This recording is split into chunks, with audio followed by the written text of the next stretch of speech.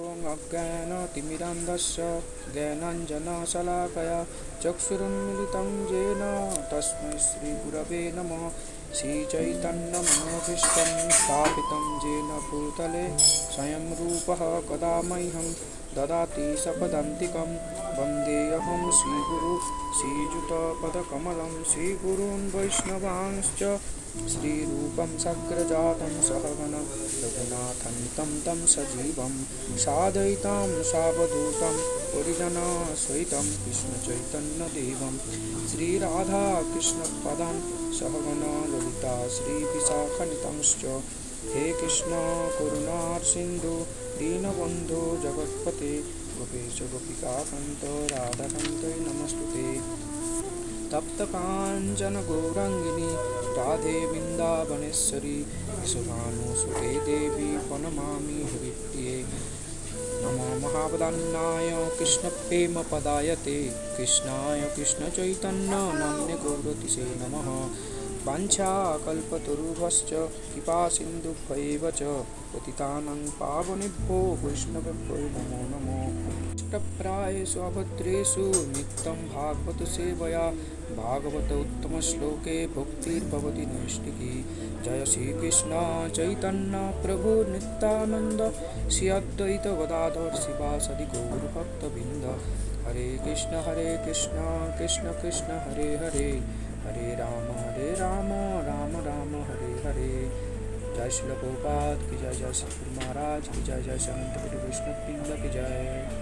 भगवद गीता यथातथः प्रथमोऽध्याय विषादयोग श्लोक नंबर 31। न च शोचोऽनुपश्यामि हत्वा शोचनम् आहवे न काङ्क्षे विजयं कृष्ण न च राज्यं सुखानि च। न না চ ও শ্রেয় মঙ্গল অনুপশ্যামি দেখতে পাচ্ছি হত্যা করে স্বজনম আত্মীয় স্বজনদের আহবে যুদ্ধ না কাঙ্ক্ষে আকাঙ্ক্ষা করি বিজয়ম যুদ্ধ জয়ে কৃষ্ণ হে কৃষ্ণ না চ ও রাজ্য সুখানি সুখ চ ও। বহুপাদ কর্তৃক অনুবাদ। হে কৃষ্ণ, যুদ্ধে আত্মীয় স্বজনদের নিধন করার মাধ্যমে কিভাবে মঙ্গল হতে পারে আমি তা দেখতে পাচ্ছি না। আমি কোনো যুদ্ধ জয় রাজ্য এবং সুখভোগ কামনা করি না। বহুপাদ কর্তৃক তাৎপর্য।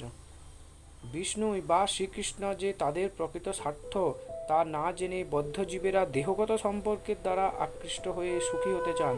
জীবনের এই প্রকার অন্ধ ধারণার বশবর্তী হয়ে তারা এমনকি জাগতিক সুখের কারণগুলিও ভুলে যায়।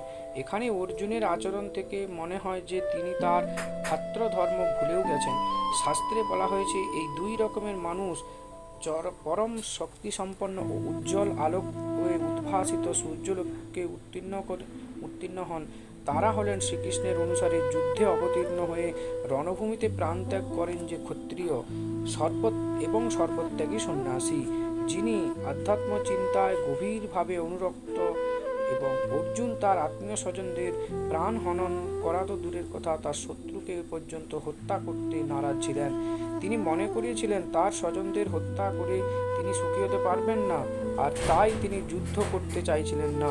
ঠিক যেমন মানুষ ক্ষুধা না থাকলে রান্না করতে চান না, এখন তিনি স্থির করেছেন অরণ্যের নির্জনতায় নৈরাশ্যপীড়িত জীবন অতিবাহিত করবেন।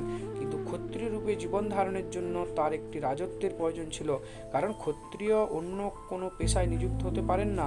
কিন্তু অর্জুনের কোনো রাজত্ব ছিল না।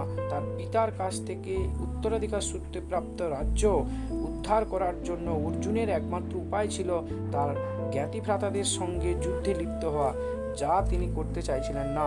তাই তিনি বিবেচনা করেছিলেন যে বনে গমন করে নৈরাশ্যময় নির্জন জীবনযাপন করাটাই তার পক্ষে ঠিক ছিল।